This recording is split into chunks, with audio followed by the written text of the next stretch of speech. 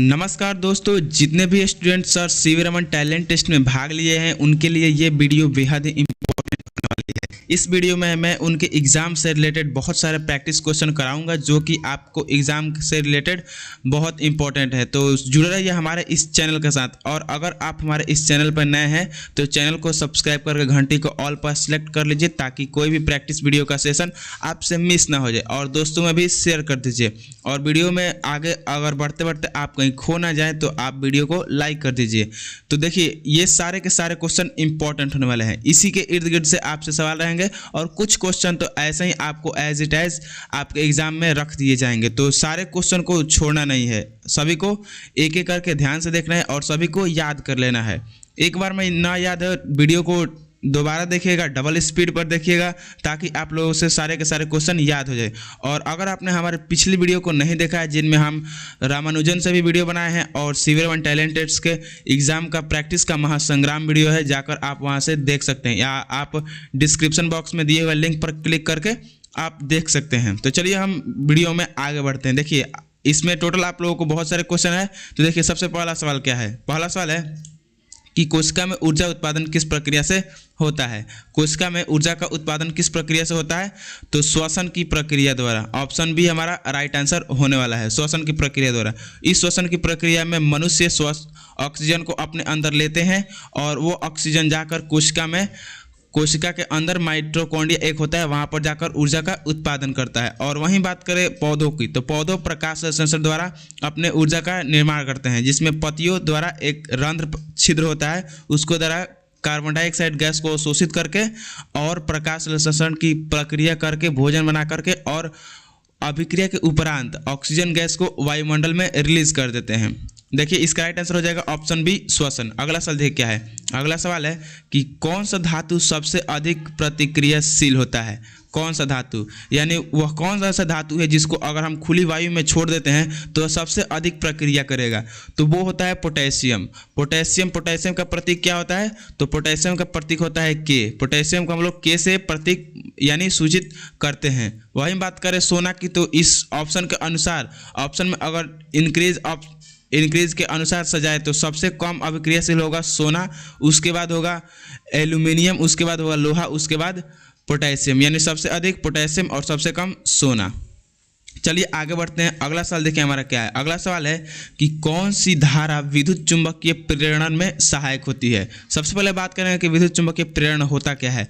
तो किसी बंद कुंडली के चारों ओर चुंबक को हिलाने डुलाने पर या चुंबक को उसके अंदर से बाहर करने पर उस बंद कुंडली में एक प्रकार की विद्युत धारा प्रवाहित हो जाती है, उसी को हम लोग विद्युत चुंबकीय प्रेरण कहते हैं। तो इस देखिए सवाल क्या पूछ रहा है कि कौन सी धारा विद्युत चुंबकीय प्रेरण में सहायक होती है? तो इसका राइट आंसर हो जाएगा वैकल्पिक धारा। वैकल्पिक धारा यानी ऑप्शन बी हमारा राइट आंसर होने वाला है। अगला सवाल देखिए क्या है। अगला सवाल है कि सूर्य का प्रकाश पृथ्वी तक पहुंचने में कितना समय लेता है? यानी सूर्य का प्रकाश पृथ्वी तक पहुंचने में कितना समय लेता है? तो इसका राइट आंसर हो जाएगा 8 मिनट 20 सेकेंड। 8 minute 20 second. वहीं बात करें प्रकाश की चाल कितनी है, तो प्रकाश की चाल निर्वात में 3 लाख किलोमीटर पर सेकेंड होता है। और वहीं बात करें पानी में, तो पानी में होता है 2,25,000 किलोमीटर। और वहीं बात करें कांच में, तो कांच में होता है 2 लाख किलोमीटर पर सेकेंड। और सूर्य का प्रकाश पृथ्वी तक पहुंचने में यानी पूरा निर्वात ही होता है तो उसको लगता है 8 मिनट। और वहीं अगर ऑप्शन में किसी रहता कि 8 मिनट भी रहता और 8 मिनट 20 सेकेंड भी रहता तो आप लोग मारते 8 मिनट 20 सेकेंड, क्योंकि एक्यूरेट जो टाइम होता है वो 8 मिनट 20 सेकेंड होता है। अगला सवाल देखिए क्या है। कौन सा रक्त समूह सार्वभौमिक ग्रहणकर्ता कहलाता है? कौन सा ऐसा मनुष्य का रक्त समूह है जो कि सभी रक्त को ग्रहण कर सकता है? तो वो होता है AB पॉजिटिव। AB पॉजिटिव एक ऐसा रक्त समूह है जो कि सार्वभौमिक ग्रहणकर्ता कहलाता है। अगला सवाल देखिए क्या है। दुनिया में सबसे हल्का ठोस पदार्थ कौन सा है? दुनिया में सबसे हल्का ठोस पदार्थ क्या है? तो देखिए ऑप्शन ए क्या है। ऑप्शन ए है कि एरोजेल, ऑप्शन बी है ग्रेफाइट, ऑप्शन सी है सिलिकॉन और ऑप्शन डी है लोहा। तो इसका राइट आंसर होने वाला है ऑप्शन ए यानी एरोजेल। एरोजेल जो होता है दुनिया का सबसे हल्का और ठोस पदार्थ होता है। अगला सवाल देखिए क्या है कि किस ग्रह का वायुमंडल सबसे घना होता है? किस ग्रह का वायुमंडल सबसे घना होता है? तो होता है वह शुक्र ग्रह का। शुक्र ग्रह का वायुमंडल सबसे घना होता है। शुक्र ग्रह को पृथ्वी की बहन भी कहते हैं या पृथ्वी की जुड़वा भी कहते हैं शुक्र ग्रह को। ऐसे ही आप लोगों को सारे के सारे क्वेश्चन रिलेट करके याद करना है। एक क्वेश्चन आए तो उससे अलग अलग सवाल भी बनता है। देखिए जैसे कि 7 सवाल हो गया, मैंने 7 के ऊपर 14 सवाल आप लोगों को बता दिए होंगे कि कौन सा सवाल क्या है और इससे क्या क्या रिलेटेड सवाल हो सकते हैं। तो ऐसे ही हम आपके लिए प्रैक्टिस कराने वाला है। तो अगर आप हमारे चैनल पर नए हैं तो चैनल को सब्सक्राइब करके घंटी को ऑल पर जरूर सेलेक्ट कर लीजिएगा, ताकि एक भी वीडियो का सेशन आप लोगों से मिस ना हो जाए, और दोस्तों में भी जरूर शेयर कर दीजिएगा। अगला सवाल देखिए क्या है कि मानव शरीर में रक्त का निर्माण कहाँ होता है। मानव शरीर में रक्त का निर्माण कहाँ होता है? तो मानव शरीर में रक्त का निर्माण अस्थि मज्जा में होता है। मानव शरीर में रक्त का निर्माण अस्थि मज्जा में होता है। वहीं अगर पूछ देता कि मानव शरीर में रक्त का शुद्धिकरण कहाँ होता है, तो मानव शरीर में रक्त का जो शुद्धिकरण होता है वो किडनी में होता है। किडनी को हिंदी में वृक्क कहते हैं, तो होता है किडनी में। अगला सवाल देखिए क्या है कि प्रकाश का वेग सबसे तेज माध्यम किस माध्यम में होता है। प्रकाश का वेग सबसे तेज किस माध्यम में होता है? तो मैंने आप लोगों को ऊपर बताया था कि प्रकाश का वेग सबसे अधिक निर्वात में होता है। सबसे अधिक निर्वात में होता है। और कितना होता है ये भी बताया है कि 3 लाख किलोमीटर पर सेकेंड। और वहीं बात करें किलोमीटर में तो 3 × 10⁸ किलोमीटर पर सेकेंड। अगला सवाल देखिए क्या है, 10 नंबर सवाल है कि गुरुत्वाकर्षण बल का मान सबसे अधिक कहाँ होता है। गुरुत्वाकर्षण बल का सबसे अधिक मान कहाँ होता है? तो सबसे अधिक होता है पृथ्वी की सतह पर। पृथ्वी की सतह पर, जिस सतह पर हम रहते हैं, पृथ्वी की सतह पर। अगला सवाल देखिए क्या है कि मानव शरीर में सबसे बड़ी कोशिका कौन सी होती है। मानव शरीर में सबसे बड़ी कोशिका कौन सी होती है? तो सबसे बड़ी कोशिका अंडाणु की कोशिका होती है, और सबसे छोटी कोशिका शुक्राणु की होती है। अगला सवाल देखिए क्या है कि विद्युत चुंबकीय तरंगों की खोज किसने की थी। विद्युत चुंबकीय तरंगों की खोज किसने की थी? तो उसको खोज की थी हेनरिक हर्ट्ज ने। हेनरिक हर्ट्ज ने। ऑप्शन बी हमारा राइट आंसर होने वाला है। माइकल फैराडे जो थे वो विद्युत चुंबकीय प्रेरण की खोज की थी। थॉमस एडिसन ने बल्ब की खोज की थी, और मैक्सवेल ने तरंग को खोज की थी। अगला सवाल देखिए क्या है कि हाइड्रोजन परमाणु में कितने प्रोटॉन होते हैं। हाइड्रोजन परमाणु में कितने प्रोटॉन होते हैं? तो हाइड्रोजन परमाणु में 1 प्रोटॉन होते हैं। हाइड्रोजन का परमाणु संख्या भी 1 होता है और परमाणु द्रव्यमान भी 1 होता है। परमाणु जो संख्या होता है वहीं प्रोटॉन की संख्या भी होता है। अगला सवाल देखिए क्या है। अगला सवाल है कि किस गैस को मूत्र गैस के नाम से जाना जाता है। किस गैस को मूत्र गैस के नाम से जाना जाता है? तो वो जाना जाता है अमोनिया को। अमोनिया को मूत्र गैस के नाम से जाना जाता है। अगला सवाल देखिए क्या है कि किस ग्रह के सबसे अधिक उपग्रह हैं। मतलब हमारे वायुमंडल में कौन ऐसा ग्रह है जिसके पास सर्वाधिक उपग्रह है। तो जो हमारे वायुमंडल में सबसे अधिक जिसका उपग्रह खोजा गया है वो खोजा गया है शनि ग्रह का। शनि ग्रह का टोटल 146 अभी उपग्रह खोजे गए हैं, 146। और वहीं बात करें बृहस्पति की, तो बृहस्पति की अभी तक 79 उपग्रहों की खोज किया गया है। और जो शनि ग्रह का सबसे बड़ा उपग्रह है उसका नाम है टाइटन। टाइटन का जो आकार है वो बुध ग्रह से भी बड़ा है। मतलब समझ ले कि बुध ग्रह से भी बड़ा उसका एक उपग्रह है। और उस वैसे छोटे बड़े आकार के टोटल 146 उपग्रह है जिसकी खोज अभी तक की जा चुकी है। अगला सवाल देखिए क्या है, ओजोन परत किस गैस से मिलकर बनी होती है। ओजोन परत किस गैस से मिलकर बनी होती है? तो ओजोन परत ओजोन गैस। ओजोन गैस का सूत्र क्या होता है? ओजोन गैस का सूत्र होता है O3। इसमें ऑक्सीजन का 2 परमाणु और एक ऑक्सीजन विखंडन करके ये दोनों टूटकर इसमें बनाता है। यही होता है ओजोन परमाणु का सूत्र। यानी ओजोन परत किस गैस से मिलकर बना होता है? तो ओजोन गैस से मिलकर बना होता है।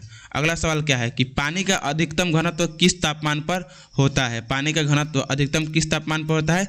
तो पानी का जो सर्वाधिक घनत्व है वो 4 डिग्री सेल्सियस पर होता है। 4 डिग्री सेल्सियस पर पानी सर्वाधिक घनत्व प्राप्त कर लेता है। अगला सवाल देखिए क्या है कि अगला सवाल है कि कौन सा हार्मोन रक्त में शर्करा का स्तर नियंत्रित करता है। शर्करा बोले तो यानी चीनी की स्तर को नियंत्रित करता है, तो वो होता है इंसुलिन। इंसुलिन होता है, इसकी कमी होने से हमारे शरीर में मधुमेह की बीमारी हो जाती है, यानी शुगर की बीमारी हो जाती है। अगला सवाल क्या है कि कोशिका में आनुवंशिक जानकारी कहाँ संग्रह होती है। कोशिका में आनुवंशिक जानकारी कहाँ संग्रह होती है? तो ये क्वेश्चन आप लोगों के पिछले सेशन में कराया गया है, तो इसका राइट आंसर होने वाला है नाभिक। नाभिक में कोशिका की आनुवंशिक जानकारी संग्रहित होती है। अगला सवाल देखिए क्या है कि कौन सा उपग्रह वायुमंडल दबाव को मापने के लिए प्रयोग किया जाता है, मतलब कौन ऐसा उपकरण है, डिवाइस है जो वायुमंडलीय दबाव को मापने के लिए प्रयोग किया जाता है। तो ये इस क्वेश्चन को भी कराया गया है। ये इसका राइट आंसर होने वाला है बैरोमीटर। बैरोमीटर एक ऐसा डिवाइस है जिसका उपयोग वायुमंडलीय दबाव को मापने में किया जाता है। अगला सवाल है कि किस धातु को काटा जा सकता है, यानी कौन ऐसा धातु जो होता है वो मुलायम होता है। तो सोडियम एक इकलौता ऐसा धातु होता है जो मुलायम होता है, जिसको चाकू से भी काटा जा सकता है। सोडियम को अगर पानी में रख दिया जाए तो एक पटाखे की तरह विस्फोट होता है, यानी सोडियम को केरोसिन तेल में डुबाकर रखा जाता है। केरोसिन तेल बोले तो मिट्टी का तेल। अगला सवाल देखिए क्या है कि रेडियो तरंगों का उपयोग किस क्षेत्र में किया जाता है। रेडियो तरंगों का उपयोग किस क्षेत्र में किया जाता है, तो उसको हम लोग संचार के क्षेत्र में प्रयोग किया जाता है। अगला सवाल देखिए क्या है कि कौन सी किरणें सूर्य से निकलती है और त्वचा को प्रभावित करती है। तो वो होता है अल्ट्रावायलेट किरण। अल्ट्रावायलेट किरण यानी पराबैंगनी किरणें। पराबैंगनी किरणें जो होता है वो हमारे त्वचा को प्रभावित करती है, इसे त्वचा कैंसर भी होने का चांस रहता है। वही कार्य हमारी ओजोन परत करती है। ओजोन परत पराबैंगनी किरणों को परावर्तित कर देते हैं, यानी पृथ्वी पर पहुंचने से रोकती है। और ओजोन परत का क्षय क्लोरोफ्लोरोकार्बन से उसका लेयर पतला हो गया है। अगला देखिए क्या है कि कौन सा पदार्थ सबसे अधिक विद्युत प्रतिरोध प्रदान करता है। कौन सा पदार्थ, तो रबर जो होता है वो सबसे अधिक विद्युत प्रतिरोध प्रदान करता है। इसमें सबसे कम विद्युत प्रतिरोध होता है तांबा का और सबसे अधिक रबर का होता है। अगला सवाल यह क्या है कि शरीर में कौन सा खनिज हड्डियों को मजबूत बनाता है। कौन सा खनिज, तो आप लोगों को पता होगा कि कैल्शियम जो होता है वो हड्डियों और दांतों को मजबूत बनाने में सहायक होता है। कैल्शियम जो होता है वो हड्डियों को भी मजबूत बनाने में सहायक होता है और दांतों को भी मजबूत बनाने में सहायक होता है। अगला सवाल देखिए डीएनए का फुल फॉर्म क्या है। डीएनए का फुल फॉर्म तो आप लोगों को बहुत बार बताया गया है कि डीएनए का फुल फॉर्म क्या होता है, deoxyribonucleic acid. Option C हमारा राइट आंसर होने वाला है। अब अगला सवाल देखिए क्या है। अगला सवाल है कि लाल रक्त किसके कारण होता है। जो खून का जो लाल रंग किसके कारण होता है, तो वो होता है खून का जो लाल रंग होता है वो हीमोग्लोबिन के कारण होता है। शरीर में हमारा हीमोग्लोबिन पाया जाता है जिसके कारण हमारा खून लाल रंग का दिखाई देता है। वहीं बात करें पत्तियों का हरा रंग किसके कारण दिखाई देता है, तो वो होता है क्लोरोफिल का कारण। या ये जो एक रिलेटेड क्वेश्चन है, आप लोग इसको अच्छे से याद रखिएगा। अगला सवाल है कि पानी का रासायनिक सूत्र, तो ये तो सबको पता होगा कि पानी का रासायनिक सूत्र H2O होता है। अगला सवाल देखिए क्या है कि निम्नलिखित में कौन सा वायरस जनित रोग है। तो जो एक डेंगू रोग है जो वायरस जनित रोग है। कौन सा वायरस जनित रोग है, तो डेंगू। अगला सवाल देखिए क्या है कि कौन सी ध्वनि तरंगें मानव कान के लिए श्रव्य नहीं होती है। मतलब कौन ऐसा ध्वनि है जो मानव कान के लिए नहीं सुना जा सकता है, मानव कान से नहीं सुना जा सकता है, तो वो होता है अल्ट्रासोनिक तरंगों को भी आप नहीं सुन सकते हैं और इंफ्रासोनिक तरंगों को भी आप नहीं सुन सकते। यानी ऑप्शन डी हमारा राइट आंसर होने वाला है, यानी ए और सी दोनों। और जो श्रव्य तरंगे होती है वही मानव कान द्वारा सुना जा सकता है। श्रव्य तरंगे का प्रास कितना होता है, यानी रेंज कितना होता है, तो वो होता है 20 हर्ट्ज से लेकर 20,000 हर्ट्ज तक मानव कान ये तरंगों को सुन सकती है। अगला सवाल देखिए क्या है कि मनुष्य के शरीर का सबसे बड़ा अंग कौन सा है। मनुष्य के शरीर का सबसे बड़ा अंग कौन सा है, तो त्वचा, यानी स्किन जो हमारा होता है वो शरीर का सबसे बड़ा अंग होता है। अगला सवाल देखिए क्या है कि पौधों में जड़ों की वृद्धि किसके कारण होती है। पौधों में जड़ों की वृद्धि किसके द्वारा होती है, तो एपिकल मेरिस्टेम के द्वारा जो होती है वो जड़ों की वृद्धि में सहायक होता है, जो जड़ों को मजबूत बनाता है और कठोर बनाता है, जिसके कारण पेड़ अधिक ऊंचाई तक जा पाता है और तूफानों में स्टेबल रह पाता है। अगला सवाल देखिए क्या है, 33 नंबर सवाल है कि कौन सा गैस ग्रीन हाउस प्रभाव के लिए सबसे अधिक जिम्मेवार है। तो ग्रीन हाउस प्रभाव सबसे अधिक जिम्मेवार है carbon dioxide. Green house effect के लिए सबसे अधिक जिम्मेवार है कार्बन डाइऑक्साइड। देखिए, और जो वायुमंडल में सबसे अधिक मात्रा में गैस पाई जाती है वो है नाइट्रोजन, और ऑक्सीजन उससे कम मात्रा में पाई जाती है, और सबसे कम हाइड्रोजन गैस पाई जाती है। वही बात करें नाइट्रोजन, तो नाइट्रोजन 78% हमारे वायुमंडल में पाया जाता है, और ऑक्सीजन की बात करें तो ऑक्सीजन 21% हमारे वायुमंडल में पाया जाता है। देखिए अगला सवाल क्या है, 34 नंबर सवाल है कि फ्रिज में ठंडक पैदा करने के लिए कौन सी गैस का उपयोग किया जाता है। फ्रिज में ठंडक पैदा करने के लिए कौन सी गैस का उपयोग किया जाता है? तो उसको हम लोग प्रयोग किया जाता है क्लोरोफ्लोरोकार्बन यानी CFC, क्लोरोफ्लोरोकार्बन। और यही जो होता है वो ओजोन परत को क्षय करने लगता है। क्लोरोफ्लोरोकार्बन ये AC में भी लगा होता है, इसलिए आप लोग फ्रिज और AC का कम उपयोग कीजिएगा। अभी तो फिलहाल में ओजोन परत हल्का सा भर चुका है, लेकिन पहले बहुत ज़्यादा गैप हो गया था, ये पतला हो गया था उसका लेयर। अगला सवाल देखिए क्या है कि मनुष्य में सबसे छोटी हड्डी का नाम क्या है? तो ये क्वेश्चन तो बहुत बार रिपीट हो चुका है। जो हमारे वीडियो को लगातार देखते होंगे, कंटिन्यू देखते होंगे, उसको पता होगा कि मनुष्य की सबसे छोटी हड्डी का नाम क्या है। तो सबसे छोटी हड्डी का नाम स्टेपस है। और वहीं बात करें सबसे बड़ी हड्डी का नाम क्या है? आप लोग हमें कमेंट बॉक्स में बताइए। और ऐसे ही क्वेश्चनों का प्रैक्टिस के लिए आप हमारे चैनल को सब्सक्राइब कर सकते हैं और अपने दोस्तों में भी शेयर कर सकते हैं। आप लोगों को लगे कि इस चैनल से हमें कुछ सीखने को मिलता है, कुछ नॉलेजेबल चीज़ हमको पता चलता है, तो आप इस चैनल को ज़रूर सब्सक्राइब कीजिए। हम ऐसे ही आप लोगों को तैयारी कराते रहेंगे। अगला सवाल देखिए क्या है कि पानी की बूंद गोल क्यों होती है? पानी की बूंद गोल क्यों होती है? तो पानी की बूंद गोल होती है पृष्ठीय तनाव के कारण। पृष्ठीय तनाव यानी सरफेस टेंशन के कारण पानी की बूंदें गोल हो जाती है। यानी वर्षा की बूंदें भी ऊपर से गिरती है तो गोल होकर ही गिरती है। अगला सवाल है कि AC यानी एयर कंडीशन का आविष्कार किसने किया था? AC का आविष्कार किसने किया था? हाँ, AC का आविष्कार किसने किया था? तो AC का आविष्कार निकोला टेस्ला ने किया था। निकोला टेस्ला ने AC का आविष्कार किया था। अगला सवाल देखिए क्या है कि पृथ्वी पर सबसे अधिक पाया जाने वाला तत्व कौन सा है? तो सबसे अधिक पाया जाने वाला तत्व ऑक्सीजन है, ऑप्शन के हिसाब से। अगला सवाल है कि इंसान के खून में लाल रक्त कोशिकाओं का जीवन काल कितना दिन होता है? तो लाल रक्त जो कोशिका जो होता है RBC, उसका जीवन काल होता है 120 दिन। 120 दिन में ये मर जाते हैं, फिर नया से RBC का निर्माण होता है। अगला सवाल देखिए क्या है कि चुंबकीय क्षेत्र की इकाई क्या होती है? यानी चुंबकीय क्षेत्र का SI यूनिट क्या होता है? तो चुंबकीय क्षेत्र का SI यूनिट होता है टेस्ला। टेस्ला होता है चुंबकीय क्षेत्र का SI यूनिट। अगला सवाल है कि कौन सी किरणें हड्डी को छवि को प्राप्त करने में किया जाता है? यानी एक्सरे जो होता है वो हड्डियों की छवि को प्राप्त करने में किया जाता है। एक्सरे एक हार्ड रे होता है, हार्ड किरण होता है जो शरीर की मांसों को तो भेज सकता है लेकिन हड्डियों को नहीं भेज सकता है, जिसके कारण हड्डी का छवि एक पर्दे पर प्राप्त किया जा सकता है। और वहीं बात करें सबसे खतरनाक, तो सबसे खतरनाक होता है गामा किरण। सबसे खतरनाक होता है गामा किरण। अगला सवाल है 42 कि कौन से ग्रह को लाल ग्रह के नाम से जाना जाता है? तो मंगल ग्रह। यहाँ पर अधिक मात्रा में आयरन पाया जाता है, इसलिए इसका कलर लाल ग्रह के नाम से जाना जाता है। अगला सवाल है कि प्रश्न 43 है कि ध्वनि तरंगे किस प्रकार की होती है? ध्वनि तरंगे किस प्रकार की होती है? तो ध्वनि तरंगे अनुदैर्ध्य होती है। अनुदैर्ध्य क्या होता है कि अनुदैर्ध्य वह होता है जिसको चलने के लिए माध्यम की आवश्यकता होती है। अनुदैर्ध्य तरंग उसको ही कहते हैं। ध्वनि एक ऐसा तरंग है जिसको चलने के लिए माध्यम की आवश्यकता होती है। अगला सवाल देखिए क्या है। अगला सवाल 44 नंबर है कि कौन सा रक्त समूह सबसे दुर्लभ है? कौन सा रक्त समूह सबसे दुर्लभ है यानी सबसे कम पाया जाता है? तो AB माइनस AB निगेटिव ऐसा रक्त समूह है जो सबसे दुर्लभ होता है, AB निगेटिव। अगला सवाल है कि मानव शरीर में मूत्र का निर्माण कहाँ होता है? मानव शरीर में मूत्र का निर्माण कहाँ होता है?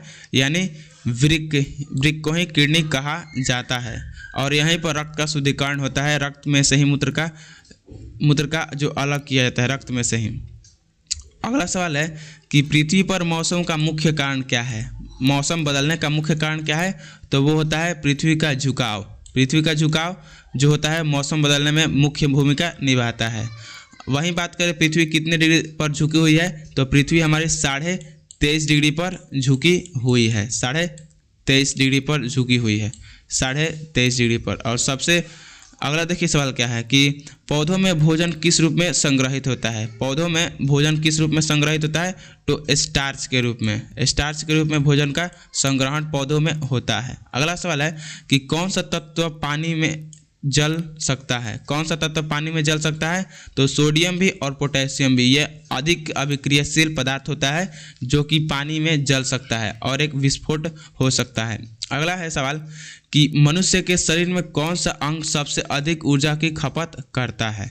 मनुष्य में कौन सा अंग सबसे अधिक ऊर्जा की खपत करता है। तो जो सबसे अधिक मनुष्य में अंग कार्य करता है वही सबसे अधिक ऊर्जा की खपत करता होगा। तो सबसे अधिक मनुष्य में मस्तिष्क का कार्य होता है, जो सभी हमारे शरीर को संतुलन बनाने में हमारी मदद करता है, यही सबसे अधिक ऊर्जा का खपत करता है। अगला देखिए 50 नंबर सवाल है कि वायुमंडल की कौन सी परत ओजोन परत रखती है। वायुमंडल की कौन सी परत ओजोन परत को रखती है। तो इसका राइट आंसर होने वाला है स्ट्रेटोस्फीयर। स्ट्रेटोस्फीयर जो होता है इसी परत में हमारा पाया जाता है ओजोन परत। तो आज के इस वीडियो में इतना ही क्वेश्चन। आशा करते हैं कि ये सारे के सारे क्वेश्चन इंपॉर्टेंट है आपके लिए और इन्हीं में से आप लोगों के एग्जाम में प्रश्न पूछे जाएंगे। अगर आपने हमारे पिछली वीडियो को नहीं देखा है तो जाकर देख लीजिए, वो सारे के सारे क्वेश्चन भी इंपॉर्टेंट होने वाला है। और ऐसे ही इंफॉर्मेटिव वीडियो पाने के लिए, एग्जाम की तैयारी करने के लिए आप हमारे चैनल को सब्सक्राइब कीजिए और दोस्तों में भी शेयर कीजिए।